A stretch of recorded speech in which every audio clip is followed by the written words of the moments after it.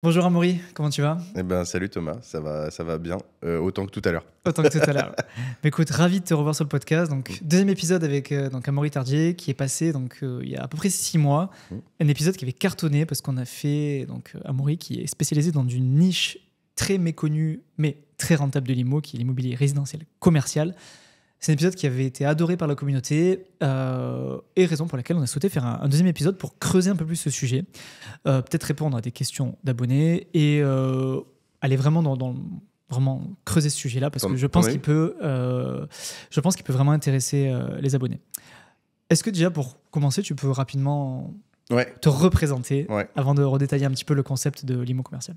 Carrément, je vais expliquer ça. Alors, ce qui est marrant, je voulais rebondir sur un sujet que tu as évoqué, c'est une niche. Ce qui est marrant, c'est qu'on dit souvent ça, que c'est une niche dans l'immobilier, etc. Mais j'ai l'impression, en tout cas, que le terme niche est plutôt alloué à des activités où il y a un business qui est en train de se développer ou qui est important, qui est important, mais qui est pas si énorme que ça. Souvent, quand on parle de niche, en fait, l'immobilier, c'est tellement grand que la niche, elle vaut des milliards de milliards. Donc, ça ne me dérange pas d'être dans une niche aussi large, tu vois, et aussi profonde. Mais c'était juste parce que c'est assez souvent qu'on me fait ce retour-là. Pour me présenter, écoute, je m'appelle Amaury Tardier, j'ai 26 ans. J'avais 25 ans sur le premier épisode. On a tourné Joyeux anniversaire. On a tourné en juillet 2024. Ouais. Et là, on est en janvier 2025. Donc j'ai eu 26 ans. En parcours, j'ai suivi un parcours scolaire de bon niveau. Je vais pas dire assez classique parce que pour le coup c'est assez élitiste. J'ai fait une classe préparatoire et ensuite je suis allé à Audencia, donc qui est une école de commerce. Et en parallèle de ces études, que j'ai terminé officiellement il y a un peu moins d'un an, puisque je suis diplômé depuis juillet 2024. Donc, 3 semaines avant qu'on se soit vu, je crois. C'était la première semaine de juillet, la première fois. Et pourquoi alors, j'ai officiellement cette date-là et officieusement en 2022, puisqu'il fallait que j'ai le TOEIC pour valider Audencia. Et ça a été l'un des combats les plus difficiles de ma vie. Mais vraiment, hein, c'était l'enfer. C'était hyper dur. J'ai connu ça aussi. Ah ouais, t'as galéré? Le TOEIC, j'ai galéré aussi. Moi, je suis parti 4 mois en Angleterre cet hiver. Enfin, vraiment, c'était très compliqué. Mais j'ai réussi à l'avoir, donc je suis content. Et puis du coup, sur la partie immobilière, donc moi j'ai commencé en 2018. Alors en réalité, j'ai commencé vraiment à me renseigner en 2016. Donc on est en 2025, ça va faire quasiment 10 ans. T'as commencé jeune déjà, c'est fou. Ouais, j'ai commencé jeune. Alors je pense comme pas mal de personnes qui commencent jeunes, c'est grâce à mon père en fait, qui m'a toujours dit qu'il fallait investir dans l'immobilier. Donc j'ai commencé à investir en 2018. J'ai fait pas mal d'offres en 2017, j'ai pas réussi. Donc ça c'est pareil, autre point de résilience. C'est pas parce que ça marche pas au départ qu'il faut lâcher.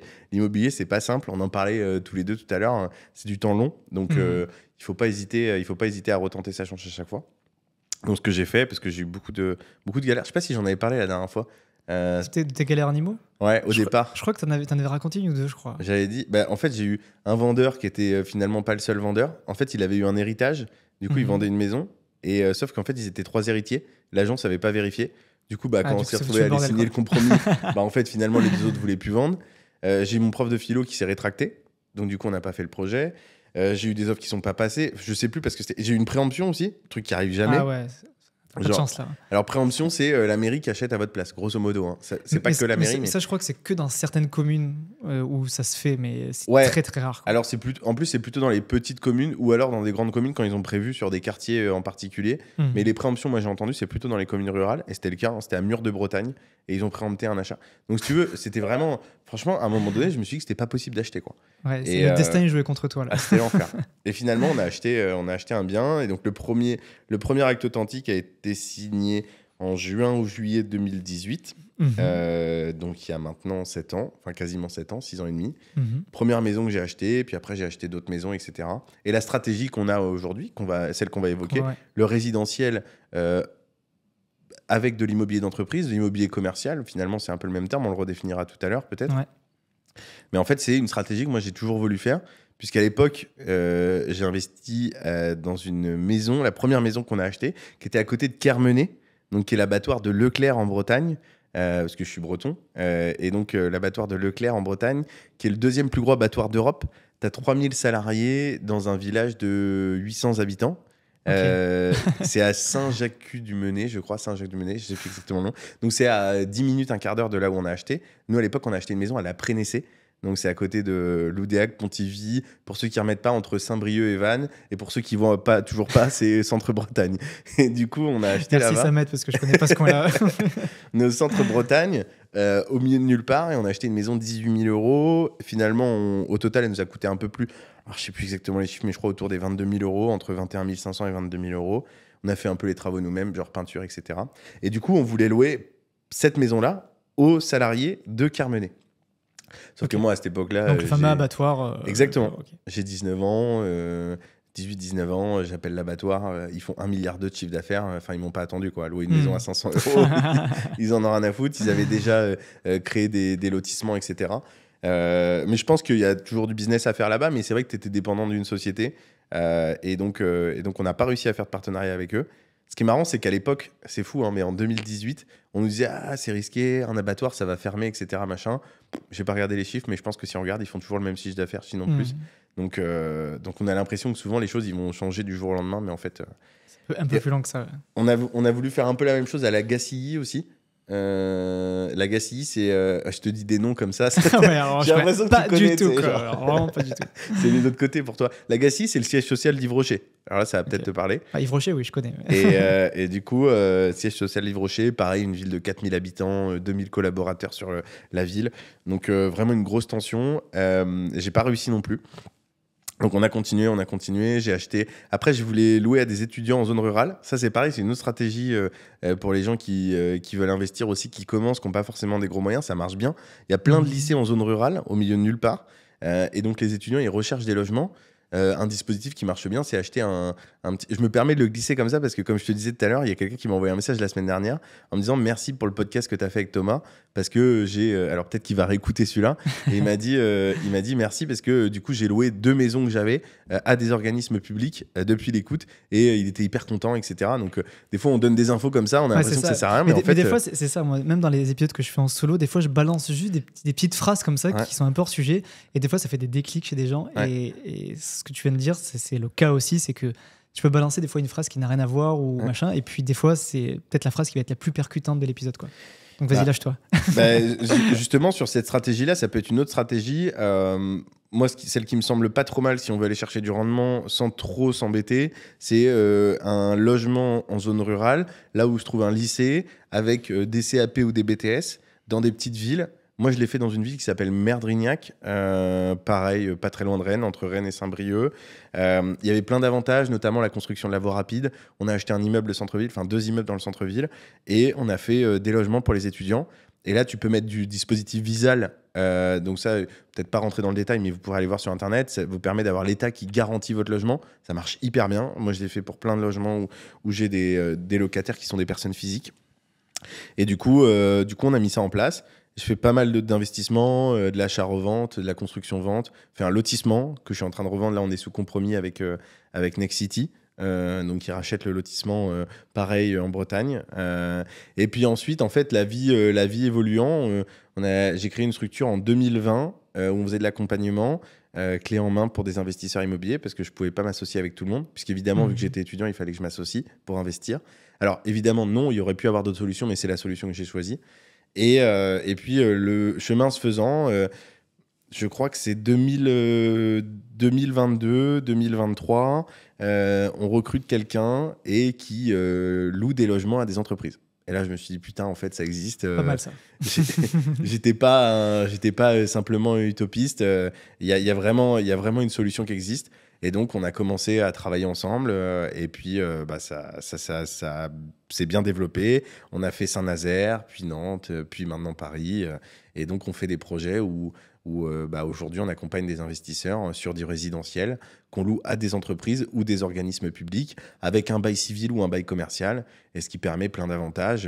Donc, ça va faire presque, allez, on va dire 8 ans que je cherche ça, et ça fait 2-3 ans qu'on est opérationnel sur le sujet, et là qu'on développe de manière assez musclée l'opérationnel et la structure. Et donc, c'est vrai qu'on s'est vu en juillet, on en parlait à ce moment-là. C'est pour ça qu'on s'est dit que c'était une bonne chose de le refaire, parce qu'il y a beaucoup de personnes qui nous écoutent. Alors beaucoup, j'exagère, mais il y a quelques personnes, mais en immobilier, ça fait tout de suite des montants importants. J'ai pas calculé, mais on a eu plusieurs de tes auditeurs qui nous ont écoutés à ce moment-là et qui vont se reconnaître, j'imagine, s'ils nous écoutent. Il y en a plein, surtout vers de chez toi, là, de Saint-Nazaire et tout. Je sais qu'il y en a plein qui étaient intéressés. Il y en a un qui est je pense que je peux le citer, je vais sauter juste son prénom, il s'appelle Louis. Il a investi avec nous, il habite à La Réunion, donc peu importe où vous êtes en France, vous pouvez. Et quand je dis France, je compte aussi évidemment les Outre-mer, puisqu'il est à La Réunion. Mais voilà, vous pouvez investir de partout. Et donc, c'est marrant parce qu'on passe juste 1 heure tous les deux comme ça. Et finalement, ça donne des personnes qui investissent dans l'immobilier, qui font des projets. Et j'espère en tout cas qu'ils sont satisfaits. Enfin, en tout cas, ils ont l'air. Donc, non, très contents. Et donc, on continue de le développer le plus possible. Ok. Alors, si on redécrypte un petit peu le concept, parce qu'il y en a peut-être qui n'ont pas écouté cet épisode il y a 6 mois, et puis même, je vais aller un peu te chercher aussi sur les avantages et inconvénients de cet investissement. C'est quoi l'immobilier commercial résidentiel ? En quoi ça consiste ? Et ensuite, après, on ira voir un peu les avantages et inconvénients de la stratégie.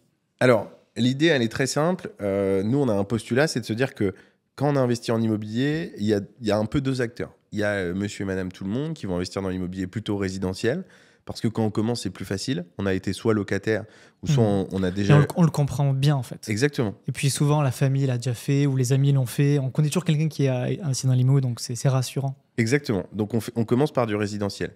Maintenant, quand on va voir les professionnels de l'immobilier, quand je dis professionnels, c'est les gros investisseurs, foncière cotée, on en parlait tout à l'heure, SCPI. Tout ça. Si on est sur des gros projets comme ça, eux, ils vont se positionner. Parfois, ils se positionnent sur du résidentiel, ça arrive, mais c'est quand même marginal. Ils sont majoritairement sur de l'immobilier commercial, immobilier d'entreprise. Alors, pour rappel, l'immobilier commercial, l'immobilier d'entreprise, c'est les commerces, les bureaux, les locaux d'activité, les entrepôts. Finalement, établissement de santé, des fois aussi. Exactement. C'est tous les sujets où on va avoir un bail qui va être autre que celui de l'habitation, parce qu'on va utiliser du bail civil, du bail commercial, avec un engagement plus long terme et des responsabilités qui sont différentes. Au moment où on fait cette vidéo, on est le 7 janvier 2025. Depuis le 1er janvier 2025, tu le sais comme moi, il y a une réglementation au sujet des DPE qui interdit l'allocation des logements aux personnes physiques, et je le précise parce que c'est important, sur un DPEG. Et tu vas comprendre notre stratégie qu'il y a derrière. Souvent, on dit oui, mais l'habitation... Mais non, c'est pas l'habitation qui est touchée, je précise, c'est le bail d'habitation. Ça veut dire que si derrière, on utilise un autre bail, bail si commercial... Tu peux louer en commercial, finalement, avec un DPEG. Bail civil... Et ces baux-là permettent de passer outre ça. Donc, si vous nous écoutez actuellement et que vous avez des logements qui sont en DPEG, dans Paris notamment, intramuros, et que vous avez un bien qui est dans un bâtiment haussmannien et que c'est compliqué de pouvoir faire descendre la lettre et que vous ne savez pas comment vous allez faire, ou vous êtes en F et vous voulez anticiper l'avenir, ou même en E. Vous n'avez pas le budget pour les travaux. Vous n'avez pas le budget pour faire les travaux, mais que votre logement reste quand même décent et que c'est OK pour le louer, évidemment, on viendra vérifier. Mais qui respecte les critères pour qu'il y ait de la décence. Et jusqu'alors, vous n'aviez pas de problème pour le louer, mais la réglementation évoluant, aujourd'hui, c'est plus possible. Mais nous, on a des solutions, en effet, pour le faire. Et c'est ce qu'on a cherché à faire, parce que l'habitation est véritablement réglementée, parce qu'en France, il y a une philosophie où on va protéger, de manière générale, c'est pas que l'immobilier, on va protéger la personne faible. Quand on achète en immobilier, l'acheteur a plus d'avantages que le vendeur, parce que on considère que le vendeur est la partie forte, puisque c'est lui qui est propriétaire du bien. Quand on loue un logement sur l'habitation, on considère que le propriétaire est la partie forte et le locataire la partie faible lorsqu'on loue à des personnes physiques. Lorsqu'on loue à des personnes morales, organismes publics ou, et je vais détailler si tu veux, organismes publics, mais ou entreprises qui vont loger leurs salariés, organismes publics qui vont loger tout un tas de publics, ça peut être des gendarmes, ça peut être des fonctionnaires d'État, ça peut être des malades du sida, ça peut être des jeunes travailleurs, enfin il y a plein de publics possibles. Et donc ces personnes-là vont louer le logement, et là l'État va considérer qu'on est en B2B, business to business, et donc là en l'occurrence, contractuellement, on pourra être à l'équilibre. Et donc nous, c'est vraiment ces deux mondes-là. Dans ces cas-là, tu considères qu'il n'y a pas que la personne morale n'est pas plus faible ou plus forte dans la protection, c'est plutôt exactement égalité, comme quand tu fais un contrat avec une autre entreprise. C'est du B2B, donc on considère que c'est libre. Alors que quand tu vas faire un contrat avec des personnes, tu vas faire faire un contrat avec monsieur et madame tout le monde, bah là du coup c'est beaucoup plus réglementé. Dans le B2C, déjà exactement. Le consommateur est plus protégé. C'est beaucoup plus réglementé. Notamment, tiens, par exemple, pour donner un exemple très concret, vous allez acheter un truc sur une vente en ligne. Des vêtements. Alors, je suis pas très consommateur, donc je connais pas très bien, mais de mémoire, si je me rappelle mes cours d'économie à l'époque, vous avez 14 jours ou 10 jours pour pouvoir le renvoyer. Parce que on considère que vous êtes la partie faible et donc du coup on vous protège. Et ça, c'est pas que dans l'immobilier, c'est dans tous les secteurs. Et donc du coup, nous on s'est dit, on va pas faire l'un ou l'autre parce qu'il y a des avantages dans l'un et des limites dans chacun. On va faire les deux en même temps. On va faire du résidentiel, de l'habitation, parce qu'il y a la résilience de l'actif. Il est moins financiarisé. On aura toujours besoin de loger des gens. Exactement. Et ça, alors, je me permets de te couper, Amaury, parce que c'est une réflexion qu'on fait souvent, tu vois, notamment sur les SCPI, alors qui est une forme d'immobilier commercial, tout à fait. Commerce, bureau, tout ça. Et il y en a certains qui sont frileux des SCPI, et je peux les comprendre parce qu'ils se disent, dans le futur, on ne sait pas s'il y aura autant de besoins que sur du résidentiel. Bien sûr. Et je peux l'entendre, notamment commerce, tu dis e-commerce. Quand tu entends parler de bureau, immobilier de bureau, tu peux dire télétravail. Donc, moi, c'est pour ça que je recommande souvent d'aller sur des SCPI diversifiés, justement, pour rester agile. Mais c'est ça que je trouve intéressant, en fait, avec la stratégie d'IMO que tu fais, c'est que tu utilises la partie commerciale, mais le sous-jacent derrière, c'est de l'habitation. Donc, le besoin, en fait, quelles que soient les évolutions... Il reste primaire. Il reste primaire, voilà. Tu as besoin de loger des gens. Et ça reste quand même, je pense, ce qui fait la force de l'immobilier. Et quand on entend parler d'immobilier, de résilience, de la pierre, c'est du solide, machin, on pense à ça, en fait. On pense qu'on a besoin de loger des gens. Et en plus, on peut faire du bien au passage. Je vais te dire, là, on a un partenariat avec un organisme avec qui on est en train de proposer plusieurs logements. Des beaux commerciaux. Je vais rentrer un petit peu dans le détail sur cette partie-là, puisque au moment où on avait fait le premier podcast, on développait Paris, mais c'était moins développé qu'aujourd'hui. Là, on est sur un bail commercial 369, voire même 6910. Ils sont prêts à s'engager sur les deux. De toute façon, ils s'engagent sur 10 ou 15 ans. Donc, eux, ils n'ont pas de problème à partir sur ce type de bail-là. Avec une seule clause qui leur permet de sortir si jamais ils n'ont pas le refinancement chaque année. Puisqu'en fait, ces organismes publics, ils ont un accord de financement souvent pour 15 ans. Et au bout de 15 ans, donc c'est financé par l'État, pendant ces 15 années, tous les ans, l'État a la possibilité de leur dire l'année prochaine, on ne vous refinance pas. Mais du coup, c'est tout bénef parce que ça veut dire que tu loues ton logement, tu sais que la personne, si tu fais un 6-9-10, elle reste 6 ans minimum, probablement 10 ans, voire plus, et que la seule condition à laquelle elle peut sortir, c'est si jamais ils n'ont plus de financement. Donc, entre guillemets, s'ils ne peuvent plus payer. Donc, tout propriétaire sera content de pouvoir dire vous sortez si jamais. Et donc, vraiment, c'est cette philosophie-là qu'on a voulu développer. Et tu l'as dit tout à l'heure. J'entends souvent en ce moment des gens qui disent oui, mais sur les grosses boîtes, ils ont envie de faire moins de télétravail parce que ils se rendent compte que les gens veulent revenir au bureau. Ouais, exactement. Alors, oui, je ne pense pas que le bureau va disparaître. Par contre, il y a un truc il y a un truc qu'il faut bien comprendre, c'est que beaucoup d'entreprises, et notamment les entreprises américaines, mais aussi certaines françaises, pour avoir un copain notamment qui a un office notarial relativement gros, ce qu'ils font, c'est qu'ils obligent les salariés à revenir les collaborateurs salariés à revenir au bureau, non pas parce qu'ils estiment qu'ils sont plus productifs, mais simplement parce que c'est une manière pour eux qui leur coûtera moins cher de pouvoir les licencier sans le dire. Parce qu'ils savent très bien que les gens, vu qu'ils ont eu un confort de vie et qu'ils habitent loin, ils n'auront plus forcément envie de revenir. Et donc, du coup, c'est une manière assez facile de dire vous voulez pas revenir tous les jours au travail parce que maintenant vous habitez à 1h30 de là où vous travaillez parce que vous avez choisi des conditions de vie différentes par rapport à celles que vous avez avant. Dans ce cas, on vous garde pas. Tu l'as constaté, ça? Ah oui, mais j'ai eu très clairement, bien sûr. Mais notamment sur Amazon. Amazon, c'est pas dit de manière très claire, mais c'est clairement l'objectif. Et moi, je connais quelqu'un qui a un office notarial et c'est clairement l'objectif. Parce il y a une évolution de marché où l'immobilier, il faut dire que les ventes, il y a eu un accroissement des ventes relativement important post-Covid. Et ensuite, ça s'est un peu calmé. Donc, ils ont surstaffé parfois dans certaines équipes notariales.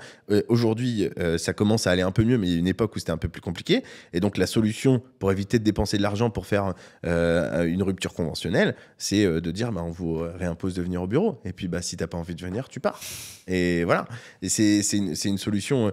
Et je pense que je pense pas que les bureaux vont disparaître, tout comme les commerces. Simplement, une tension de marché sera évolutive. Ouais. Et donc les prix mécaniquement, à un moment donné, pourront baisser. Parce que les gens auront le choix. Ils vont pas faire... ça sera jamais tout l'un ou tout l'autre. Ça sera probablement, alors à la marge, on aura toujours 10% de gens qui vont vouloir faire que du bureau et 10% qui vont vouloir faire que du travail. Mais la réalité, c'est qu'il y en a qui vont venir 1 ou 2 fois dans la semaine. Mais on aura besoin de moins de surface. Tout comme le commerce. Ça va peut-être pas être 100% d'e-commerce ou 100% de commerce physique. Ça va être un peu des deux. Mais demain, un commerce, il pourra choisir de se positionner ou pas sur un commerce et se dire, est-ce que je garde ma présence en ligne? Est-ce que je fais les deux en même temps? Mais en tout cas, je suis pas obligé d'être sur du commerce physique. Et donc, j'accepte pas n'importe quel loyer. Et des fois, on a des loyers qui sont complètement surréalistes. Et je pense que dans les années à venir, on l'aura de moins en moins. Justement, si on suit un peu cette logique de méga tendance, tu vois, d'évolution des mœurs et tout. Ouais, structurel. Ouais, structurel dans votre stratégie qui est finalement de louer, en gros, pour le personnel d'une entreprise. Ouais, tout à fait. Si ce personnel-là a tendance à faire du télétravail, est-ce que tu vois, il y aura toujours un intérêt pour eux d'être tout à fait dans les grosses villes? Tout à fait. Ou pas? Est-ce que c'est des choses que vous avez pensées? Oui. Alors, c'est exactement ce qui se passe sur Paris, notamment, sur la partie entreprise. Donc on a cité 3 villes pour commencer, Saint-Nazaire, Nantes et Paris. Fonction des villes, on n'a pas les mêmes entreprises qui vont se porter locataires. Et sur Paris, en effet, on va avoir des entreprises qui vont louer, mais dans d'autres intérêts. Sur Saint-Nazaire, quand les personnes viennent, ils viennent pour des missions de 3-5 ans parce qu'ils vont travailler sur des avions avec Airbus, ils vont travailler sur des bateaux. Notamment, il y a le nouveau porte-avions qui va être construit à Saint-Nazaire. On a un nouveau porte-avions français, Cocorico, qui va se construire sur Saint-Nazaire. Et bien là, on est sur des personnes qui vont rester sur des missions longues et qui ont vocation à travailler physiquement. C'est-à-dire qu'ils vont venir souder, etc. Donc, on a besoin de leur présence. Sur Paris, en l'occurrence, on va avoir plutôt des personnes, je pense notamment à Blablacar, qui vont avoir des personnes qui vont revenir pour quelques jours. C'est des cadres qui vont vivre à Lyon, qui vont vivre à Bordeaux et qui viennent à Paris 1 ou 2 jours dans la semaine pour être présents au bureau. Finalement, c'est ce qu'on vient d'évoquer, en fait. Je ne sais pas si ta question, ça venait de ça, mais en tout cas, elle est posée au bon moment. C'est vraiment ça, c'est de se dire, ils vont peut-être pas être là tous les jours au bureau, ils vont vivre à Bordeaux parce qu'ils ont leur famille qui est à Bordeaux, parce qu'ils ont envie de vivre là-bas vu que la vie est un peu moins chère et donc ça leur convient bien. Et donc ils vont aller sur Bordeaux et par contre 1 ou 2 jours dans la semaine, ils ont besoin de venir sur Paris. Et là, des entreprises comme Blablacar, ils vont être intéressés pour louer ces logements. Et il y en a d'autres, évidemment, mais qui vont être intéressés pour louer ce logement. Quelques jours, par exemple 2 jours pour Michel qui vient du lundi au mardi, Audrey qui vient mercredi et jeudi. Ce sera de la chambre un peu partagée, quoi, dans le. Exactement. Et mais aujourd'hui, ils le font déjà. Du flex office, mais du flex habitation. Exactement. Mais aujourd'hui, ils le font déjà sur des villes comme Paris, sauf qu'ils louent des hôtels. Sauf qu'un hôtel, c'est 200 € la nuit à Paris. Et donc, mis bout à bout, ça coûte nettement moins cher de faire ça. Et donc, en fait, c'est toujours pareil. C'est comme les bureaux, c'est comme les commerces. À un moment donné, c'est des ratios économiques. Les entreprises, elles sont là pour gagner de l'argent. Donc, s'ils ont une solution qui marche aussi bien, mais qui coûte 3 fois moins cher, ils la saisiront. Et après, tu n'as pas aussi les... Moi, j'avais rencontré alors, dans mon patelin que tu connais peut-être pas, qui s'appelle Nov. Tu décides des noms, donc je cite la mienne aussi. J'avais rencontré un gars, d'ailleurs, un apéro investissement. Et le gars, il construisait une prison. Ouais.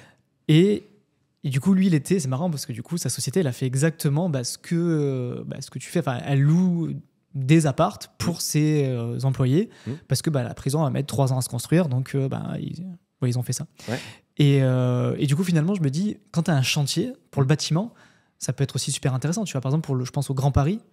Est-ce que c'est des choses aussi, tu vois, sur lesquelles vous... Enfin, est-ce que c'est des cibles que vous avez, par exemple, le bâtiment? Parce que je me dis, quand tu as des gros projets d'envergure comme ça... Alors, nous, aujourd'hui, on se focalise sur Paris Intramuros pour la simple et bonne raison qu'on a remarqué qu'il y avait une demande... en fait, on a quasi systématiquement une demande dans Paris. Peu importe les acteurs qu'on va aller voir, ils vont chercher Paris. Il y en a qui vont chercher Paris Nord et qui vont vouloir aller dans le 93. Il y en a qui vont vouloir plutôt être vers Boulogne. Mais à chaque fois, tu reviens à Paris. Paris et ils vont travailler autour. Mais s'ils sont dans Paris, ça leur convient. Et donc, c'est pour ça que nous, on a préféré se focaliser sur ce marché-là pour l'instant. Après, à terme, oui, je suis persuadé qu'il y a des endroits où tu peux avoir, notamment en Ile-de-France, il y a plein d'endroits où il y a des grosses entreprises. Tu vois, il y a des aéroports. Les aéroports, il y a des hôpitaux. Ils ont énormément de mal, des fois, à trouver des logements pour des infirmiers, pour des médecins qui viennent. Enfin, voilà, notre business model, c'est pour ça que quand tu disais une niche, c'est pour ça que je me permettais de le dire au départ, c'est qu'en fait, on a des changements de société qui s'effectuent et donc une consommation du logement qui est différente. On l'a vu sur la courte durée. Il y a une consommation du logement qui se fait... on a de moins en moins de logements. Enfin, je veux dire, les promoteurs, tout le monde l'a vu, évidemment, il y a des promoteurs qui sont en difficulté financière. On a moins de logements qui se construisent. On a la loi ZAN qui a vocation à arrêter la fertilisation des terres d'ici à 2050. ZAN, zéro artificialisation nette, d'ici à 2050. Donc, mécaniquement, on va avoir moins de logements, toujours autant de besoins, sinon plus, parce qu'il y a... En fait, souvent, on regarde la démographie. On se dit, bah oui, la démographie, elle est, elle est moins importante, elle se développe. Ouais. Mais en fait, ce qu'on n'avait pas pris en compte dans nos calculs, c'est les foyers qui se séparent. Aujourd'hui, il y a combien de personnes qui se séparent ? Moi, mes parents, les deux sont séparés. Pour reprendre un exemple personnel, les deux ont respectivement un copain et une copine. J'ai du mal avec le terme beau-père, belle-mère. Ils ont chacun un copain et une copine. Ils vivent chacun de leur côté. Ouais, donc c'est déjà 2 logements, quoi. Et ça fait 4 logements. Là où il devrait avoir 2 logements, ils ont 4 logements. Chacun vit chacun de son côté. Oui, ça aurait été complexe si tout le monde vivait à 4 dans le même logement. Mais tu vois, c'est une consommation différente. Et je pense que, notamment sur des villes comme Paris et d'autres, il y aura une responsabilité de plus en plus de l'entreprise où demain, si jamais ils ont la volonté que les personnes viennent sur place, ils aient la possibilité, et s'ils veulent qu'ils ne soient pas trop loin des bureaux, la possibilité de leur proposer des logements. Mais là, on parle uniquement des entreprises, mais si on parle des organismes publics, c'est ce que je te disais tout à l'heure aussi, c'est colossal. On n'a pas conscience du nombre de personnes qui sont logées tous les mois par l'État. Mais je pense que, je n'ai pas la statistique, hein, mais c'est probablement des centaines de milliers, probablement des millions de personnes. Et quand je dis ça, je ne parle pas des personnes qui touchent la CAF ou qui ont des aides en APL, etc. Hein. Je parle des gens qui sont logés pour d'autres raisons. Hein. Et c'est énorme, les personnes qui sont logées par l'État.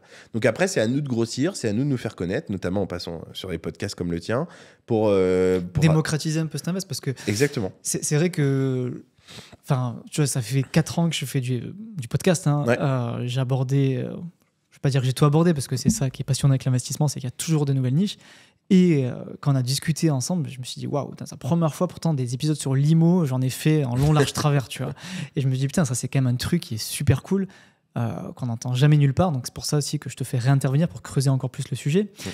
Et ce que je te disais en off, tu vois, moi, je suis un peu frustré de faire, alors je suis pas frustré parce que je suis quand même très content d'acheter ma résidence principale en ce moment et que je documente d'ailleurs sur ma chaîne, mais comme je te disais, moi sinon j'aurais été ultra chaud de tester avec toi, parce que c'est du clé en main, il y a du bon rendement, et puis d'ailleurs on va commencer à creuser le sujet, on va se mettre un peu dans la peau de l'investisseur pour que les auditeurs puissent comprendre et s'identifier à cet invest, mais moi j'aurais été trop chaud de faire ça, parce que voilà, t'as l'avantage du commerce et du résidentiel.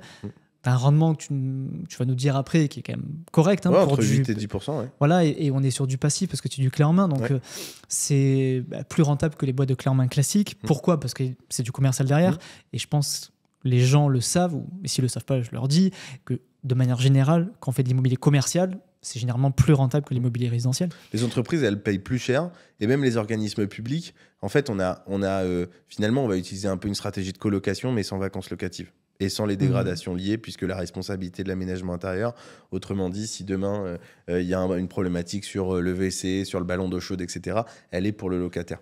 Donc, et on n'a pas de turnover, parce que sur un 6-9-10, il s'engage pour 6 ans minimum. Donc oui, on a cette tranquillité-là. Et pour rebondir, pour aller dans le détail, parce que là, tu le dis et c'est gentil, mais tu me l'avais même dit au téléphone, puisqu'il y a un de tes auditeurs qui t'avait envoyé un message, je crois. Clément, je crois. C'est marrant, comment il t'avait envoyé un message sur Insta ou... Non, il m'avait écrit un mail et il m'avait demandé... Et demander ce que je pensais de toi et si j'avais investi à titre perso. Et je suis très honnête, non, j'ai pas investi parce que là, je suis sur ma RP. C'était pas le moment pour toi, mais en tout cas, tu trouvais que c'était. C'est gentil, merci. Et c'est vrai que pour le coup, on s'embête vraiment à le faire. Hein. C'est un peu la discussion qu'on avait dans la rue là juste avant d'arriver. C'est un peu comme toi c'est un peu un combat, une vocation, c'est-à-dire que toi, tu as décidé de conseiller des gens alors que tu pourrais prendre des rétrocoms et tu gagnerais probablement plus facilement et mieux ta vie à le faire. Ah oui, je gagnerais beaucoup plus. Oui. Et je payerais moins d'impôts. Mais t'as envie de te regarder dans un miroir quand tu te lèves le matin et tu veux bien faire les choses. Mais je veux être aussi cohérent avec ce que je passe mon temps à raconter sur le podcast. Je passe mon temps à dire aux gens attention aux frais, ça impacte votre perf et les intérêts composés. Et si je conseille des assurances vie plein de frais, c'est pas cohérent quoi. Ouais. Et puis nous surtout, c'est un peu pareil, c'est que On pourrait moins s'emmerder en louant. Et d'ailleurs, c'est pas une mauvaise chose de louer à monsieur et madame tout le monde avec un dispositif Visal. C'est juste que c'est une stratégie différente qu'on peut faire d'ailleurs avec certains investisseurs. Nous, ça nous pose pas de problème. Souvent, on me dit, mais ouais, mais du coup, si on veut pas louer à un organisme ou à une entreprise, il n'y a pas de problème. On est sur de l'habitation. Donc, si vous voulez louer à monsieur et madame tout le monde, il n'y a aucun problème. Vous pouvez tout à fait le faire. C'est d'ailleurs l'intérêt aussi de cette stratégie. Contrairement à de l'immobilier d'entreprise où quand on a du bureau, on doit louer à quelqu'un qui va pouvoir l'utiliser en tant que bureau. Nous, on peut louer à des entreprises, à des organismes publics, à monsieur et madame tout le monde. Alors, on y vient justement. J'ai vraiment envie qu'on se mette un peu dans la peau aussi de l'auditeur et celui qui aimerait aller chez vous et savoir comment ça se passe. Imaginons, je fais le projet avec toi, tu trouves le bien, machin. Après, est-ce que du coup, celui qui est propriétaire, du coup, c'est l'investisseur, j'imagine. Ouais. Par exemple, pour trouver le locataire, après, est-ce que vous laissez le choix sur, OK, tu te débrouilles, c'est toi qui trouves ton locataire et donc l'entreprise, et donc avec les difficultés que ça engendre, parce que j'imagine que c'est pas simple de trouver des salariés d'entreprise, ou est-ce qu'après c'est vous aussi qui gérez avec vos partenaires, ou est-ce que vous laissez le choix? Comment ça se passe? Alors, si tu le veux bien, je vais t'expliquer du départ comment ça fonctionne, comme ça sera peut-être plus clair. Partons du postulat que tu veux investir chez nous. Alors malheureusement, c'est pas le bon moment, mais on va quand même faire l'exercice. Attends, laisse-moi 1 an et demi que je fasse les travaux, parce qu'il y en a un paquet. Alors, on a donc l'idée, c'est de définir ensemble ton projet. Donc, on va partir du postulat que tu es finançable. Alors, on va dire que tu investis à Paris. Finançable à 500 000 € pour qu'on puisse avoir quelque chose sur lequel on peut travailler. Tiens, on va prendre 400 000. Un projet qu'on a fait. Ce ne sera pas le cas pour moi, mais on a fait disons. Oui. 400 000 € sur un projet, comment dirais-je, dans Paris. Puis après, on aurait pu prendre l'exercice. Si vous avez un budget un peu différent, dans ce cas-là, on peut aller plutôt comment dirais-je, en région et notamment sur Saint-Nazaire. À partir de 160, 150, allez, entre 150 et 200 000 €, on peut faire quelque chose. Okay. Bon, on fait le point ensemble. Déjà, tu me dis, écoute, Amaury, partons du postulat que tu n'as aucun réseau. Dans ce milieu-là. Et donc, du coup, tu me dis, je sais pas si je suis finançable, etc. Donc là, moi, je vais t'envoyer une liste de documents très simple. Tes 3 derniers bilans, si tu es entrepreneur, ou tes 3 derniers bulletins de salaire. Enfin, voilà, allez, franchement, une dizaine de documents, pas plus. Tu me les envoies par mail. Et nous, on a un partenariat avec AXA Bank pour les collaborateurs, les personnes qui sont salariées. Et on travaille avec Caisse d'épargne et Crédit Agricole pour les personnes qui sont entrepreneurs. Pardon. Okay. Et donc, du coup, là, fonction de ta situation, moi, je vais pouvoir t'orienter. Si tu es salarié, j'aurai une réponse sous 48 heures. Donc, ça peut aller très vite. En sachant que le conseiller avec qui on travaille... Finalement, vous faites c'est du courtage ou ouais. C'est comme c'est du Alors, courtage en quelque sorte, ça pourrait être du courtage. On ne prend pas de frais sur cette partie-là. C'est juste que les courtiers, pour être tout à fait honnête, on a été un petit peu déçus. Donc, on préfère passer directement avec les banquiers. Eux, okay. Ils ont la décision. Vous avez vos partenaires privilégiés avec Exactement. Qui ils vont vous suivre. On a il s'appelle Jean-Philippe. On travaille avec Jean-Philippe. En fait, ce qui est génial, si tu veux, avec AXA, c'est que déjà, AXA, c'est banque et assurance. Souvent, on pense que c'est que de l'assurance, mais c'est banque et assurance. Et Jean-Philippe, il n'est pas salarié d'AXA, il est indépendant. Donc, en fait, il fait son business. Il est comme toi et moi, en fait. Il est franchisé, c'est ça? Et exactement. Et donc, du coup, Jean-Philippe, quand tu lui envoies un message, il met pas 2 semaines à te répondre. J'ai rien contre les collaborateurs, mais c'est juste que, de manière générale, il faut quand même reconnaître que quand les gens... Je dois interviewer un banquier. Ce matin, j'ai envoyé un mail à quelqu'un, parce que j'ai fait un sondage il n'y a pas longtemps, pour savoir un peu le type d'invité qu'ils voulaient. Il y en a qui veulent que je reçoive un vrai banquier de conseiller clientèle. Ok. Ne sois pas trop méchant avec les banquiers. Jean-Philippe, il est super. Moi, je pourrais te faire une reco si tu veux. Alors, il n'est pas salarié, mais pour le coup, si tu veux envoyer vers quelqu'un qui est réactif... Moi, je veux un vrai banquier. Je veux un vrai banquier salarié. Un vrai banquier salarié. Okay. Qui restera anonyme, mais j'en veux un vrai qui sera en face de moi. Qui va dénoncer, quoi. Ouais, il sera anonymisé, la banque sera anonymisée, tout, mais j'en veux un vrai en face de moi. Ouais. En tout cas, moi, j'espère qu'il le prendra pas mal, mais en tout cas, je cite Jean-Philippe d'AXA. Et Jean-Philippe, avec qui on travaille, lui, pour le coup, il nous répond en moyenne sous 48 heures. Et quand j'ai besoin, il me répond même dans la journée. Quand je lui dis, écoute, là, il faut qu'on aille vite parce que, voilà, on a un investisseur qui nous a été emmené par quelqu'un. On sait que probablement il est finançable, mais il nous faut, notamment sur Paris, en général, il y a une tension de marché où des fois, on doit aller, même en ce moment, sur des bonnes affaires, on doit aller assez vite. Bien, du coup, il nous répond assez vite et il nous fait une lettre. Et donc, lui, il a une délégation jusqu'à 800 000 €. Donc, ça nous laisse quand même de quoi travailler. Et puis après, sinon, on a la possibilité. Donc là, pour les entrepreneurs, c'est un peu plus long. On travaille avec Caisse d'épargne et Crédit Agricole, Caisse d'épargne Banque Pro et Caisse d'épargne Banque Privée et Crédit Agricole Banque Privée. Je l'avais dit la dernière fois, je crois. Mais un de nos investisseurs est le banquier privé de la Caisse d'épargne. Donc, banquier privé, ils ont accès normalement à tout un tas de solutions. S'il investit chez nous, j'imagine que c'est pas trop mal. Donc, voilà, et même pour aller plus loin, Julien, si tu nous écoutes, il est en train de réfléchir à revendre un appartement qu'il avait acheté à l'époque pour refaire un autre projet avec nous parce que c'est plus rentable que l'appartement qu'il avait fait par lui-même. Ceci étant dit, on valide le financement. Donc là, on se dit, bon, bah écoute, t'es finançable, Thomas, à hauteur de 400 000 €. Et nous, après, on va pouvoir te faire des propositions. On a une marketplace. Alors, si personne nous écoute et qui veulent aller directement sur notre site, je peux peut-être le dire. Ouais, vas-y. Kyros.imo. Et donc, ils peuvent directement accéder, se découvrir les projets sur la première page. Alors, les projets, c'est des choses que vous avez achetées, qui sont déjà achetées ou qui sont en cours Alors, c'est des projets qui peuvent être en cours. C'est des projets qui ont déjà été faits. Des fois, on les laisse pour aussi montrer un petit peu ce qui peut être fait. Et ça peut être des projets disponibles aussi. Y a un peu de tout. Donc, ça arrive des fois que des personnes m'appellent en me disant j'ai vu cette opération, j'ai envie de l'acheter. Sinon, là, on va partir du postulat que toi, tu n'y es pas allé. Et donc, tu me dis bah écoute, Amaury, ça m'intéresse de me positionner sur un bien. Moi, je te fais une proposition. Je t'envoie une fiche. Donc, on a une fiche complète qui décrit le bien. Tu as une vidéo de l'appartement, etc. C'est pour ça qu'on a pu notamment faire investir Louis qui habite à La Réunion. Je reprends Louis parce que c'est un de tes auditeurs. Et donc, lui, il a vu la vidéo. Alors, en l'occurrence, sa maman s'est déplacée. Nous, ce qu'on dit souvent, c'est la confiance n'exclut pas le contrôle. En général, la première opération, on aime bien quand même que dans la mesure du possible, les investisseurs viennent voir. Rencontrer en physique, c'est quand même. La réalité du marché, c'est qu'il n'y a pas la moitié qui se déplace. Mais si les tu invites tous les gens à venir vous rencontrer. Dans l'idéal, c'est quand même bien de venir visiter le bien qu'on achète, quoi. Ouais, bien sûr. Mais s'il n'y a pas la possibilité de le faire, c'est pas un problème. Aujourd'hui, on le fait comme ça aussi. Il y en a souvent qui me disent bah oui, mais moi je fais du clé en main, c'est pour pas y aller. Oui, d'accord, mais tu mets quand même 400 000 € sur la table, ça serait bien que tu viennes voir quand même. Après, donc, pour le coup, le gars qui était à La Réunion, ça peut se comprendre, mais si les gars il est en France, tu peux te dire bon. Exactement. Et après, il y a quand même des gens. Souvent, on a une personne de la famille, un cousin, machin, qui habite et qui peut venir si on peut pas se déplacer. Donc on s'occupe de te proposer le bien. Là, tu nous dis OK, go. Donc là, on va négocier. Désolé, je te coupe. Est-ce que c'est aussi possible, par exemple, de dire OK, moi je veux ça, et vous faites les recherches, tout ça, ou vous proposez que des projets que vous avez déjà achetés ou sourcés en amont parce que vous savez qu'il y a la demande qui va avec? Les deux, mon capitaine. Si tu nous dis, en fait, souvent, c'est pas tant un projet qui est recherché, c'est plus un rendement. Ouais. La réalité du marché, c'est que souvent, c'est ce que je dis. Tu vois, on a un investisseur, il a deux biens.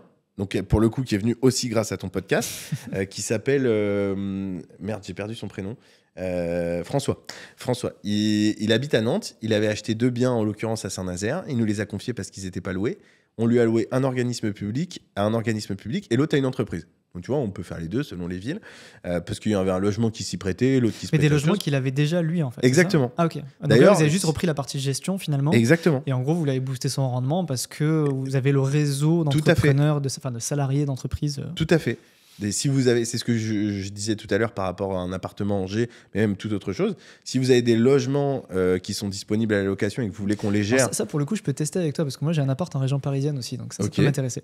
Avec plaisir. On n'a pas de plafonnement de loyer, pas de sujet sur les DPE, engagement long terme. Puis là, en ce moment, on a de la demande. Donc, il est où en région parisienne? Je suis à Noisy-le-Grand. Ok, il faut qu'on regarde, mais faut qu'il soit à moins de 45 minutes de Nation. S'il est à moins de 45 minutes de Nation, je peux te le louer. Mais je peux te le louer demain. Putain, bon, on va en reparler.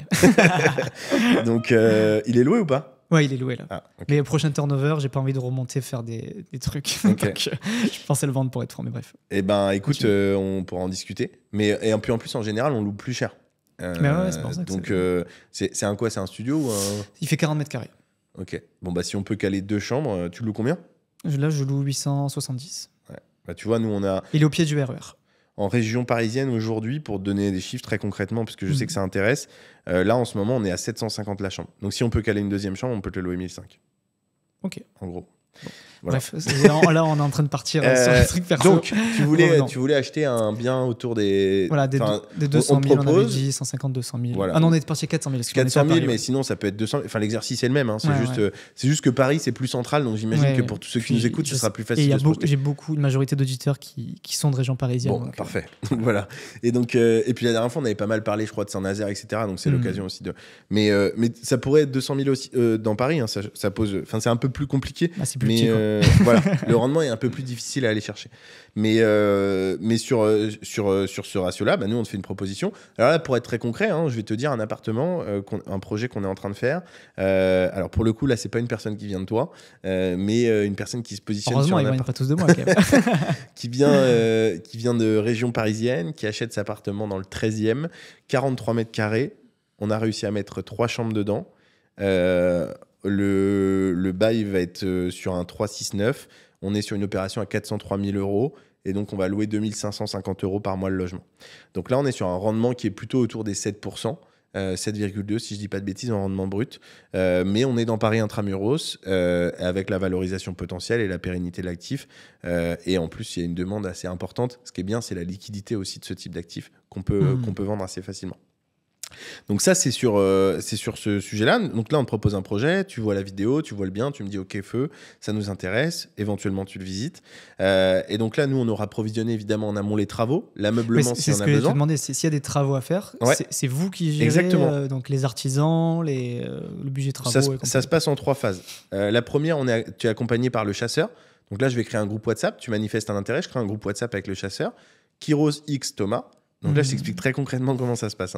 D'ailleurs, si vous voulez copier le business, il suffira juste d'appliquer cette méthode. Ouais, n'en dis pas trop. Et donc, tu prends donc Thomas, je crée le groupe, tu discutes avec le chasseur qui, lui, connaît bien le bien sur le secteur pour poser toutes les questions dans le détail. On t'accompagne de l'offre d'achat. Donc là, nous, dans la mesure du possible, on négocie. On aime bien négocier. D'ailleurs, là, en décembre, on a reçu plein d'offres. Les 2 dernières semaines de décembre, on a reçu 9 offres. Et du coup, on les a passées. Et il y en a plusieurs qui passent pas parce que nous-mêmes, on est investisseurs. Donc, des fois, on tente des choses qui passent pas. On a eu quelques refus. Donc, des fois, ça passe. Des fois, ça passe pas. Mais c'est pas grave. Nous, on n'est pas du genre à presser, à dire il faut absolument y aller. Il y aura des opportunités plus tard. C'est pas grave. Ça reviendra. Donc, des fois, ça passe pas. C'est comme ça. Et puis, tu t'achètes le bien. Tu te positionnes sur le bien. Nous, on fait l'offre d'achat qui est acceptée, contre-signée. On t'accompagne jusqu'à la signature de l'acte authentique. Donc là, c'est le chasseur. Donc, signature de l'acte authentique, pour information, c'est vous avez offre d'achat, compromis, signature de l'acte authentique. Le compromis, vous pouvez encore vous rétracter sous 10 jours. Post-compromis, parce que souvent, les gens ont peur, ils veulent avoir le financement, etc., que tout soit validé avant. Pas de stress, il y a des conditions suspensives qui vous permettent de vous rétracter si jamais vous n'avez pas le financement et vous n'aurez pas d'argent à débourser. Donc, il y a des solutions quand même qui existent, en sachant que nous, à ce moment-là, pour l'instant, on travaille avec toi depuis plusieurs semaines et tu as dépensé 0 €. Puisque nous, on est payé au résultat. On est payé au moment de la signature de l'acte authentique. Et donc, on est payé à hauteur, je précise aussi peut-être les montants, 5% TTC du prix net vendeur pour la chasse. Et ensuite, on va s'occuper de la partie clé en main. Donc là, on va gérer pour toi les travaux, si tu nous les confies, en se disant que les services sont dissociés, ils ne sont pas obligatoires. C'est pas parce que nous on fait la chasse que tu dois absolument prendre le clé en main et que tu dois absolument prendre la gestion locative. Ouais, tu peux faire à la carte, quoi. Tu peux choisir chasse, travaux, gestion. Exactement. Okay. Exactement. Mais d'ailleurs, comme François qui est venu de ta part, de manière indirecte, et qui a pris que la gestion locative chez nous, puisqu'il avait déjà réalisé les opérations. Et donc, ça tombait bien en fait au moment où il a écouté le podcast. D'ailleurs, il a été malin parce qu'il m'a envoyé un message en me disant Hello, j'ai cru comprendre que tu pouvais m'envoyer le nom des entreprises et des organismes. Et du coup, je lui ai dit écoute, c'est vrai que je l'ai peut-être laissé entendre sur le podcast, mais l'idée, c'est quand même que tu passes par nos services, parce que si en plus on le donne à tout le monde de manière gratuite, à un moment donné, on vit d'amour et d'eau fraîche. Donc oui, c'est possible de prendre ce service-là de manière indépendante. Le clé en main, on s'occupe des travaux, suivi de l'ameublement, on meuble pour toi. Et ensuite, mise en place du premier locataire. Donc ça, c'est un service qui coûte 5 900 € TTC si le bien est à moins de 200 000 €. Si le bien est à plus de 200 000 €, donc là, pour une opération à 400 000 €, on est à 9 900 € TTC. Alors pourquoi on a fait ce choix-là ? Simplement parce que de manière générale, plus le projet est important, plus il y a des travaux importants, et donc plus il y a de suivi, etc. Alors, juste le montant que tu as cité, c'est pour... Donc j'ai l'impression que c'était que la gestion locative. Non, c'est pas la gestion locative. Non, là pour l'instant, on n'est pas arrivé à la gestion. Ouais, on est d'accord que tu parles... travaux plus ameublement plus mise en place locataire. Exactement. Ça, c'est 5 900 ou 9 900. Et si jamais, ce qui est le cas, notamment, je pense à un investisseur, pareil, Robin, j'en ai plusieurs qui viennent en tête qui sont venus de chez toi, parce que du coup, ils ont peut-être demandé un peu plus à la carte que d'habitude, parce que je pense que ils sont aussi sur ton podcast, donc ils veulent aussi faire un peu par eux-mêmes. Donc j'imagine qu'il y a aussi ce sujet-là qui rentre en compte. Mais Robin, si je dis pas de bêtises, il voulait réaliser les travaux lui-même. Enfin, en gros, il a son beau-frère qui a une entreprise de travaux, donc c'est l'occasion de le faire bosser aussi sur le secteur. Et donc, en l'occurrence, Robin, il veut juste qu'on s'occupe de l'ameublement et de la mise en place du locataire. Et dans ce cas-là, on en fait, on a segmenté les prix sur la partie clé en main et en fonction de ce qui est choisi, on baisse le prix par rapport à ça. Donc là, en l'occurrence, je crois qu'il réalise les travaux lui-même. Donc on a dû passer à 7009. On lui a déduit 2000 € pour le suivi des travaux. On s'occupe de te mettre en place le premier locataire. Et là, tu peux nous dire, bah écoute, merci Amaury, c'était sympa, mais ça s'arrête là, je vais le gérer par moi-même. Donc c'est-à-dire que là, vous mettez en place le locataire grâce à votre réseau. Exactement. Par contre, après, tu peux laisser la main au propriétaire de... Okay. Tu peux tout à fait t'en occuper. Alors, au moment où on tourne ce podcast, si vous l'écoutez potentiellement 6 mois après, ce qui est possible, si vous l'écoutez en juin, juillet 2025 ou même plus tard, il est possible que ces sujets-là aient un peu changé parce qu'on réfléchit sur 2025 à obliger la gestion locative. Parce que on sait que si on confie la gestion locative et qu'on la donne, en fait, c'est un petit peu donner notre réseau à tout le monde, ce qui aujourd'hui a une valeur relativement importante. Mais ouais, on est encore ouvert sur le sujet parce que notre but, c'est de faire rentrer de l'activité, mais c'est pas impossible que ça puisse changer si vous écoutez plus tard ce podcast. Et puis qu'il y ait des choses aussi qui évoluent entre-temps, mais globalement, c'est comme ça que ça fonctionne au moment où on fait l'épisode. Et donc après, on peut gérer la gestion locative pour toi. Et là, on prend 6% hors taxe, 7,2% TTC pour la gestion quotidienne du bien, notamment collecter les loyers. Ce qu'on peut faire en tant qu'agence, ce qui n'est pas possible pour, par exemple, toi, Thomas, si tu voulais investir, tu peux pas faire un prélèvement. Tu es obligé d'avoir un versement des loyers. Nous, en tant qu'agence, on a le droit de faire un prélèvement automatique. Donc, ça permet d'avoir moins de problématiques sur ces sujets-là, notamment parce que des fois, tu peux avoir des gens qui payent plus tard. Ok. Donc, les rendements qu'aujourd'hui tu arrives à atteindre, tu m'as dit entre 8 et 10, c'est ça Ouais, alors parfois ça peut être un peu moins, notamment sur Paris. Je le disais tout à l'heure, on était à 7,2%, mais je crois que c'est bien sur Paris quand même. Hein. Exactement, exactement, ouais. C'est très bien et de toute façon, si on respecte purement la réglementation, notamment sur le plafonnement des loyers, les DPE, etc., enfin, voilà, on serait sur des rendements qui sont moins importants. T'as l'encadrement des loyers sur... Ah non, sur le bail commercial, on n'a pas d'encadrement. Non. Et t'as pas... sur le bail civil, le bail commercial, on n'a pas de... T'as pas les limites sur les DPE. En fait, en gros, c'est beaucoup moins réglementé finalement que sur le résidentiel. Ouais. Ouais. Alors, je crois que les DPE, c'est réglementé, si je dis pas de bêtises, à partir du moment où votre bien fait plus de 1000 m². Ah ouais, bon. Donc, ça va. Là, c'est pas les mêmes budgets sur Paris, surtout, c'est pas les mêmes budgets. Si jamais on est confronté à ce problème-là, je pense qu'on trouvera des solutions. Ouais, je pense. Question fiscalité. Ouais. Comment ça se passe ? C'est quoi C'est du foncier classique ? Alors écoute, c'est une bonne question. Souvent, on a l'impression qu'en étant sur du bail civil ou du bail commercial, j'imagine que tu poses plus la question sur le LMNP ou le LMP. Ouais, savoir, si tu loues, en plus, vu que tu loues en meublé, est-ce que c'est vu du coup comme du LMNP ? Tout à fait pareil. Ok. La réglementation, c'est la même. Souvent, on a l'impression qu'un bail commercial, on est obligé d'être en nu. C'est pas le cas. C'est juste que d'usage, on le fait habituellement en nu parce que tout le monde fonctionne comme ça. Mais nous, vu qu'on est sur de l'habitation et que si jamais on a un investisseur, reprenons le profil. On va distinguer, si tu veux bien, les deux profils, salarié et entrepreneur. Si on est salarié, le meublé, en effet, est une très bonne solution, très certainement la meilleure dans votre position. Et dans ce cas-là, si vous êtes en LMNP, loueur meublé non professionnel, ou LMP, loueur meublé professionnel, notre solution est une solution qui vous permet de le faire. Être sur un bail commercial. Si j'ai déjà 2 apparts en LMNP, on peut agréger celui-là et on vient rajouter du déficit. Ça ne pose aucun problème. Ça ne pose aucun problème. Alors s'il est maintenu, parce que tous les ans, il est censé sauter. Bon. Exactement. Pour l'instant, ça va. Mais okay.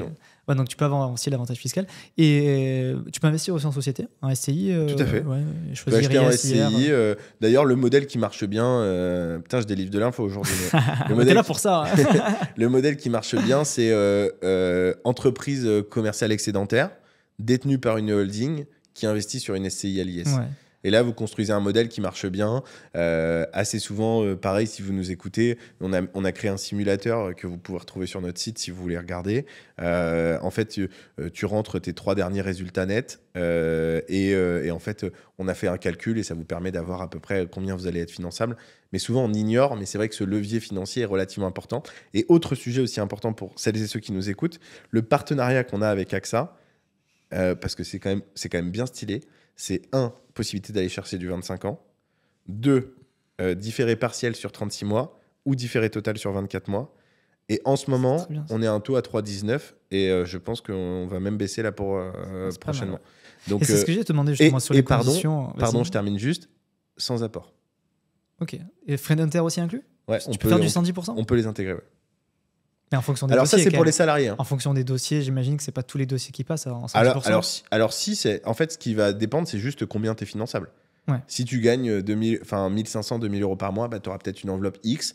Si tu gagnes 3000, tu auras 2X, etc. etc. Donc, c'est plus ça qui va jouer, mais les conditions seront les mêmes pour tout le monde. Et le dossier bancaire, c'est vous qui le faites? C'est vous qui présentez le dossier à la banque ou c'est Alors l'investisseur qui doit gérer ça? une fiche, en fait qui est très complète et qui permet en fait d'être présentée à la banque. Parce que en effet, il n'y a pas d'obligation à passer par les partenaires que nous on propose. Nous on le fait pour faciliter les choses. Mais tout comme la partie clé en main, si par exemple l'investisseur veut gérer les travaux lui-même, ça ne pose pas de souci, il peut tout à fait le faire. Eh bien, il le fera une fois et puis après, il nous dira qu'il veut passer par nous. Parce que c'est un taf relou. Mais si jamais il veut passer par un prestataire bancaire, il peut le faire de son côté. Et le dossier qu'on lui remet est normalement suffisant. C'est arrivé une fois qu'on nous demande plus de pièces. Mais sinon en général, ça pose pas de souci. Quand on arrive sur des taux d'endettement relativement importants, sur des montants importants, notamment là, je pense à un projet à 700 000 euros sur Paris qu'on est en train de faire, et ben, ce projet-là, il y a eu besoin de plus de pièces. Ok. Autre question. On parle beaucoup des rendements. Tu sais que moi, j'aime bien voir le revers de la médaille, les risques. Les auditeurs le savent, il n'y a pas de rendement sans risque. Ouais. Quels sont les risques que tu as identifiés sur ce modèle? Pas forcément le modèle lié à ton business, mais plus le risque lié pour l'investisseur. Là, je parle vraiment pour l'investisseur. Alors forcément, plusieurs questions en une. Est-ce que si vous avez un souci, vous faites faillite, est-ce que l'investisseur est impacté? Et deuxième question, quels sont les risques globaux liés à cette stratégie d'immobilier commercial résidentiel? Alors, donc du coup, je vais prendre la première question. Est-ce que l'investisseur est impacté? J'ai envie de dire plus vraiment maintenant, puisqu'on a un portefeuille qui, même si on doit faire faillite, sera très certainement racheté. Enfin, autant la partie, si tu veux, sur une structure comme la nôtre, en gros, les transactions, ça se valorise entre 10 et 25% du chiffre d'affaires. Tu fais 1 million par an, ça vaut, en gros, on va couper la poire en deux, ça vaut 175 000 balles, en gros. Souvent, c'est un peu moins racheté parce que c'est pas très séduisant. Un portefeuille de gestion locative, on en parlait tout à l'heure, c'est du MRR ou de la RR, mensual recurring revenue. Tous les mois, on facture à nos investisseurs et c'est pour ça qu'on veut internaliser de plus en plus ce sujet-là. On facture à nos investisseurs cette partie-là. Et donc, j'imagine que si on se retrouve à être en liquidation ou en faillite, ce portefeuille-là sera forcément racheté et il intéressera quelqu'un. Peut-être qu'il sera racheté moins cher que ce que nous, on pourrait... Parce que ce qu'il faut bien comprendre, c'est qu'un portefeuille de gestion, ça se valorise entre x2,5 et x3, voire même un peu plus de ce que tu génères tous les mois, plus x1 en général, qui est l'équivalent de ton portefeuille. Alors, je ne sais pas si c'est très précis, mais l'équivalent de ton portefeuille sur les changements de locataires, sur de l'habitation classique. En gros, un portefeuille comme le nôtre, ça vaut entre x3 et x4 si ça doit être revendu. Donc, quand ça vaut x3, x4, j'imagine que si on est en liquidation et que ça ne se revend pas, ils le mettront à x2 et ça pourra partir assez vite. Et donc ça, il y aura, j'imagine, une autre agence qui pourra reprendre après nous si jamais on doit faire faillite. Et donc après, qu'est-ce qui se passera si on est par exemple sur un bail 6, 9, 10 et que le projet a été fait il y a 2 ans, vous savez que vous avez encore 4 ans sans trop de problèmes, probablement plus parce que l'organisme va rester plus longtemps. Et donc après, à sortie, soit la personne qui a racheté le portefeuille récupère tous nos contacts au passage et décidera de développer cette activité. Soit nous, on pourra aussi proposer ces contacts en disant on a fait faillite, on vous donne gratuitement tous nos contacts et ça vous permettra de les utiliser.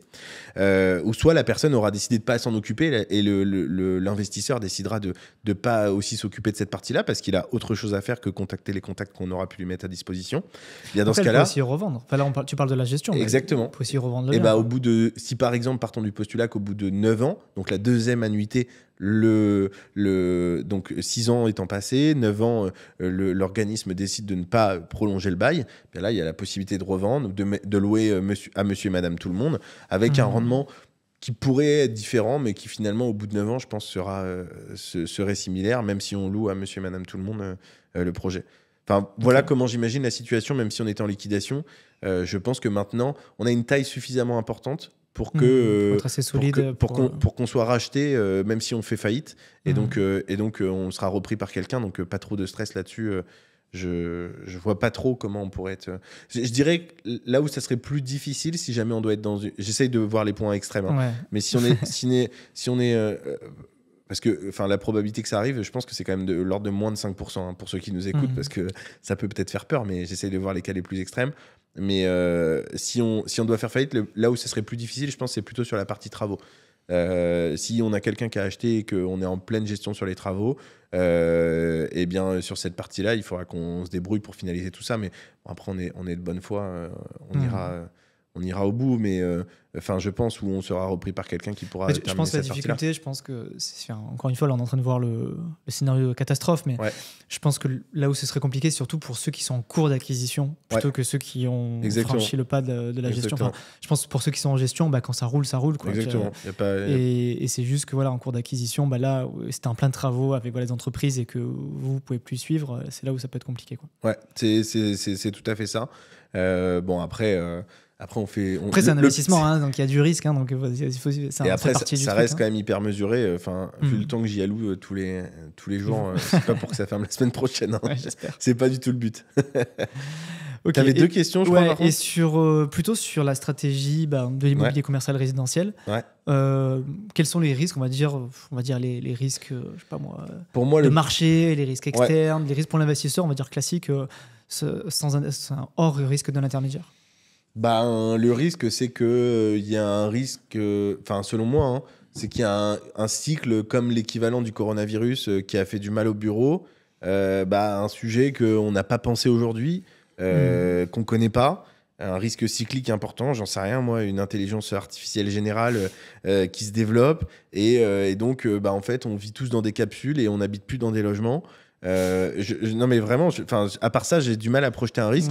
Mais le coronavirus, personne ne pouvait le prédire. Personne. Il y en avait certains qui en parlaient, mais c'était très à la marge d'avoir un virus général. Les bureaux, ça leur a fait énormément de mal très vite.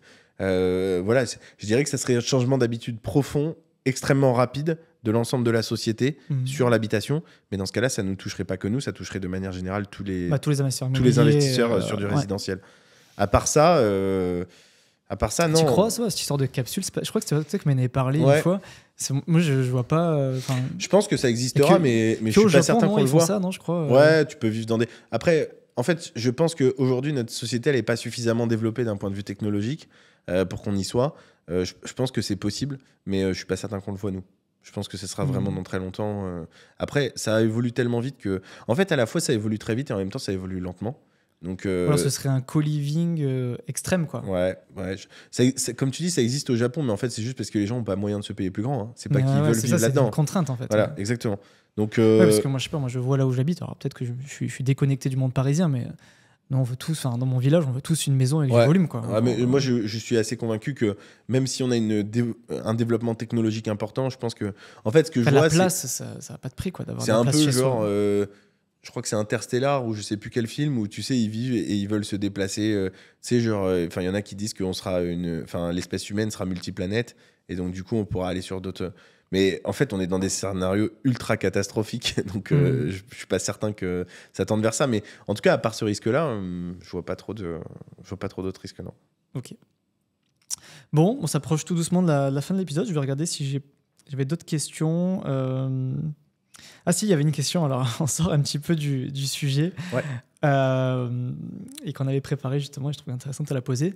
C'est que si toi aujourd'hui tu partais de zéro et que tu voudrais faire 1 million, que ferais-tu en investissement immobilier? Alors comment j'ai posé la question? Je crois que c'est en investissement tout court. Et quand tu dis 1 million, c'est 1 million net sur sur ton. Ouais, parce qu'un million brut, je ne veux pas dire que c'est triché, mais si tu as une capacité d'endettement énorme, que tu empruntes 1 million, c'est facile, entre guillemets. Ouais. Mais si je devais faire 1 million rapidement, juste en investissement, pas d'entrepreneuriat? Ouais. Alors rapidement, c'est relatif, hein, ça peut être 5-10 ans. Hein, si j'ai pas de vision long terme, parce que je me dis. Je pars du postulat que le but, c'est juste d'aller le plus vite possible, on est d'accord? Ouais. J'ai pas de vision long terme et du coup, je suis prêt à prendre tous les risques. Moi, je ferais de la courte durée sur des logements atypiques. C'est ce qui me semble être la stratégie qui crache le plus d'argent le plus vite possible. Le risque, c'est que demain, il y ait trop d'acteurs sur le marché et du coup, les prix baissent et ça demande du temps à gérer. Mais sinon, si on doit faire de l'argent le plus vite possible, je pense qu'en investissement immobilier... LCD atypique. Alors, c'est marrant. Alors, LCD, je l'entends tout à fait. Enfin, j'entends tout à fait quoi qu'avec la réglementation. Ah, mais tu m'as dit 5 ans. Donc, ouais, non, mais c'est bien. mais j'ai l'impression que l'atypique, alors je sais pas si c'est l'algorithme qui me cible trop, mais j'ai l'impression que je vois de l'atypique partout maintenant. Je vois des créateurs de contenu atypiques tout le temps. Enfin, j'en vois de partout en fait. Ouais, c'est vrai. Donc, est-ce que c'est l'algorithme qui m'a trop ciblé, ou est-ce que la niche a commencé à être saturée? Ouais, je pense qu'il y a un peu des deux. Je pense qu'il y a un peu des deux, mais je pense que les 5 prochaines années, ça peut le faire encore. C'est pour ça que je te dis, pas forcément de vision long terme. Hein. Ouais. Je te parle pas de vision long terme. Parce que nous, notre stratégie, c'est surtout du très long terme. En réalité, du 8-10%, tu ne viendras pas millionnaire dans 3 ans. Sûr, hein. tu vas mettre Ça va mettre du temps. Donc, notre stratégie, elle est très bonne pour ceux qui veulent vraiment faire du long terme. Ouais, construire un patrimoine et exactement. passif aussi. Et qui veulent du extrêmement passif, qui veulent surtout pas s'en occuper. Mais si le but, c'est d'être... Si tu me dis j'ai le temps que je veux et que je veux être le plus riche possible, dans ce cas-là, je pense que notre stratégie, elle est très bonne en investissement. C'est ce que je te disais tout à l'heure. Moi, à terme, j'aimerais bien avoir une foncière où on investit massivement, notamment avec nos investisseurs, pour avoir un portefeuille relativement conséquent qu'on puisse revendre à une foncière cotée ou une SCPI. Parce que si on arrive à avoir du 8% de moyenne sur ces projets en Paris intramuros, je pense, en tout cas c'est ma théorie, qu'il y aura de gros acteurs qui pourront être intéressés pour racheter à 5 ou peut-être 6, et du coup on fera un exit à ce moment-là et on pourra prendre de l'argent là-dessus. Mais sinon, si je dois aller très vite, notre stratégie, c'est pas la meilleure pour gagner de l'argent très vite. Je pense que LCD atypique, ou alors, si je suis d'accord pour revendre tout mon portefeuille, j'allais dire des immeubles en campagne, c'est une manière aussi de générer pas mal de cash flow. Mais bon, 1 million d'euros, si t'as pas un gros taux d'endettement... Sinon, tu fais all-in sur le Bitcoin et tu croises les doigts. C'est compliqué, 1 million d'euros en moins de 5 ans sur l'investissement. Alors, j'ai pas donné de temps. J'ai dit le plus rapidement possible. Le plus rapidement possible, ouais. Je pense que ça dépend aussi de ton aversion au risque, quoi. Moi, j'ai envie de dire, ça dépend de l'énergie aussi que tu veux y mettre, quoi. Parce que quand tu parles de LCD en IMO, si t'es salarié à côté... c'est chaud aussi. C'est du boulot. Hein. Tu crées ton activité. Tu l'as dit tout à l'heure, je crois, d'ailleurs, avant finalement, qu'on commence l'épisode. Finalement, c'est l'entrepreneuriat. Ouais, exactement. C'est l'entrepreneuriat. Ouais. Mais c'est pas forcément une mauvaise chose, mais c'est juste qu'il faut accepter de le faire. Tu crées ton boulot, tu crées ton job. Et moi, c'est ce que je dis souvent, je le répète et je le dis souvent, je sais que les auditeurs aiment bien quand je répète des choses, ça rentre bien dans la tête, c'est que je pense que quand tu veux, on va dire, être libre financièrement le plus rapidement possible, la meilleure façon, c'est l'immobilier. Quand tu pars de zéro, en tout cas, c'est la meilleure façon. C'est juste que la contrainte, c'est que ça demande du temps, de l'énergie et de la capacité d'endettement. Et il n'y a pas tout le monde qui l'a. Pas tout le monde qui a cette envie d'avoir ce niveau de stress et tout. C'est pour ça qu'on existe. Pour déstresser les gens. Mais voilà. Et moi, je suis le premier, tu vois.